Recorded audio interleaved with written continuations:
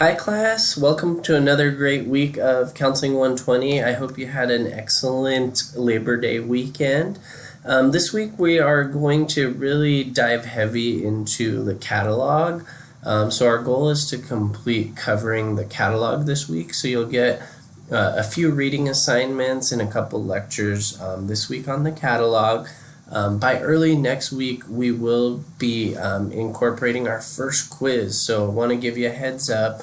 Just know that with our quizzes, they will be open note and open book. And just want to see that you're able to understand and keep up with everything that we've covered so far.